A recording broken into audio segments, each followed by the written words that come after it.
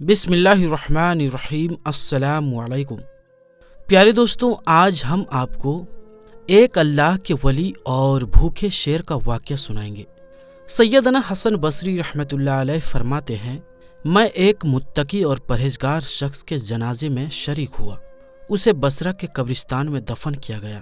تدفین کے بعد لوگ اپنے اپنے گھروں کی طرف چلے گئے اور میں قریبی جنگل کی طرف چلا گیا۔ وہاں اللہ کی قدرت میں غور و فکر کرتا رہا۔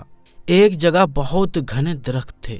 میں نے جب بغور دیکھا تو ان درختوں کے پیچھے ایک غار نظر آئی۔ میں نے اپنے دل میں کہا، شاید یہ غار ڈاکوؤں اور لٹیروں کی آماج گاہ ہے۔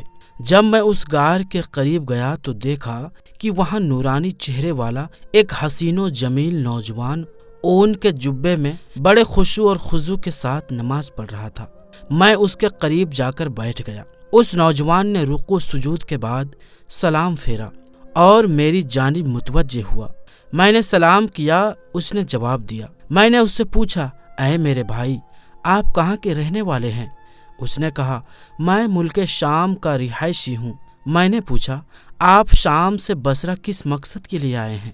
اس نے جواب دیا، میں نے سنا تھا کہ بصرہ اور اس کے قریبی علاقوں میں عابدین و زاہدین کا باعمل علماء اکرام بہت زیادہ ہے، چنانچہ میں شام سے بصرہ چلا آیا تاکہ ان اولیاء اکرام سے اکتساب فیض حاصل کر سکوں۔ میں نے ان سے پوچھا، اے بندہ خدا، تمہارے کھانے پینے کا انتظام کس طرح ہوتا ہے؟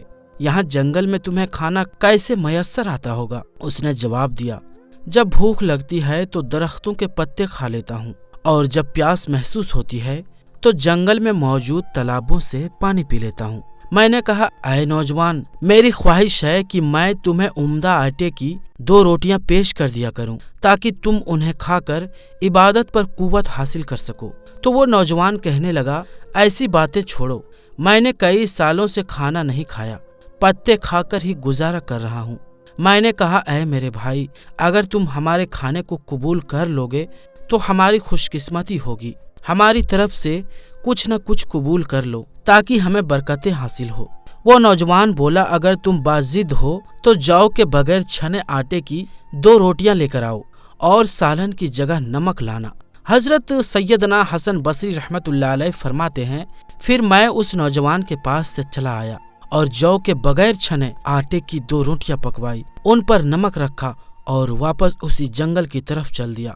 جب میں غار کے قریب پہنچا تو وہاں کا منظر دیکھ کر میں بہت ہی حیران ہوا۔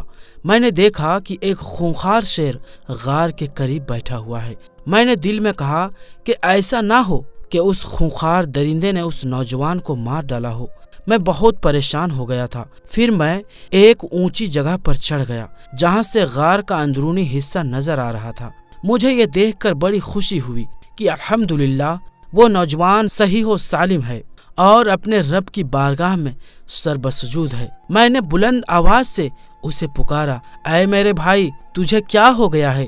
تو اپنے آس پاس کے حالات سے بے خبر ہے۔ شاید عبادت الہی میں مشغولیت کی وجہ سے تجھے باہر کے حالات کی خبر نہیں۔ میری یہ آواز سن کر اس نوجوان نے نماز میں تخفیف کی اور سلام پھیرنے کے بعد کہنے لگا، اے اللہ کے بندے، ایسی کیا چیز دیکھ لی ہے جس کی وجہ سے تم اتنے پریشان ہو رہے ہو؟ تو میں نے کہا، وہ دیکھو، غار کے دھامے پر ایک خونخوار شیر گھات لگائے ہوئے بیٹھا ہے اور ایسا لگتا ہے کہ وہ ابھی حملہ کر دے گا۔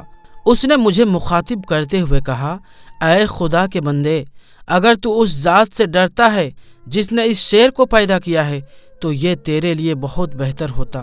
اس نوجوان نے شیر کی طرف توجہ کی اور کہا، اے درندے، بے شک تو بھی اللہ کی ایک مخلوق ہے۔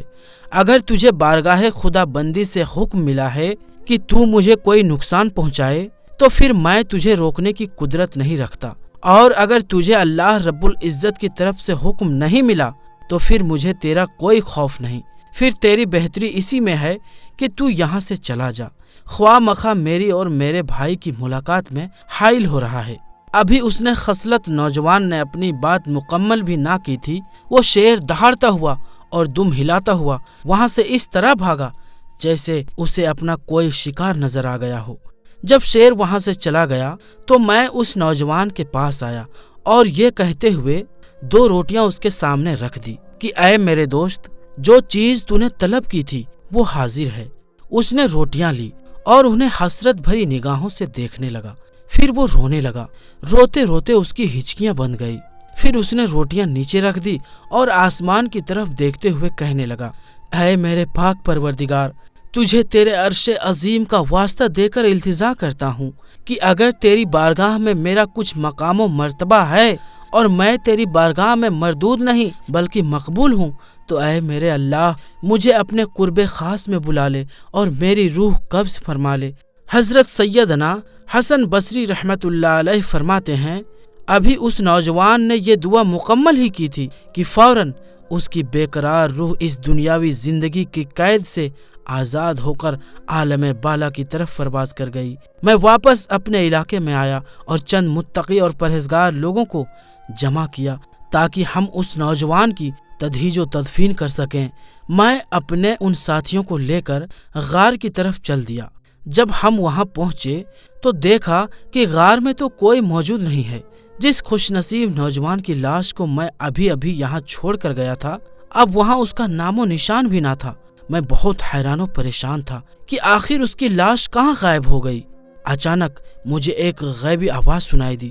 کوئی کہنے والا کہہ رہا تھا، اے ابو سعید، یہ حضرت سیدنا حسن بصری رحمت اللہ علیہ کی کنیت تھی، اپنے رفقا سے کہو کہ وہ واپس چلے جائیں۔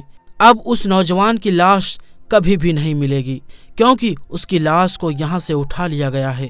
پیارے دوستوں، ارشاد باری تعالیٰ ہے کہ وہ اللہ کے ساتھ کسی اور اللہ کو نہیں پکارتا، نہ ہی اللہ کی حرام کی ہوئی کسی جان کو ناحق قتل کرتے ہیں اور نہ زنا کرتے ہیں، اور جو شخص ایسے کام کرے گا ان کی سزا پا کر رہے گا۔ قیامت کے دن اس کا عذاب دوگنا کر دیا جائے گا اور ذلیل ہو کر اس میں ہمیشہ کے لیے پڑا رہے گا، سوائے ان لوگوں کے جو توبہ کرے اور ایمان لائیں اور نیک کام کریں۔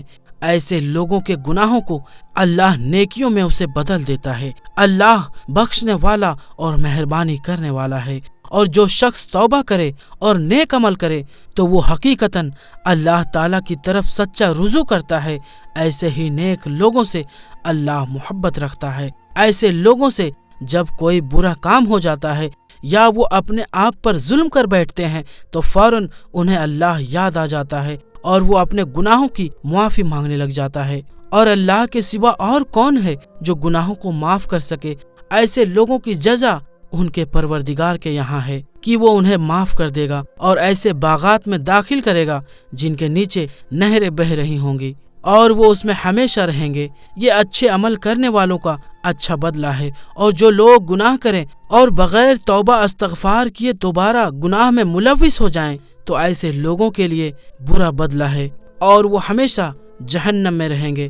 آخر میں اللہ رب العزت سے دعا ہے کہ اللہ تعالی ہمیں گناہوں پر اصرار سے بچائے اور نیکی کی توفیق عطا فرمائے، آمین یا رب العالمین۔ تو دوستو، آج کی اس ویڈیو میں بس اتنا ہی۔ دوستو، اسی طرح کی اسلامی ویڈیوز حاصل کرنے کے لیے ہمارے چینل عالمی جنکشن کو سبسکرائب کر دیں اور ساتھ میں موجود بیل آئیکن کو دبا کر آل پر کلک کر دیں۔ تو دوستو، ہم ملتے ہیں پھر کسی نئی ویڈیو میں، تب تک کے لیے السلام علیکم، اللہ حافظ۔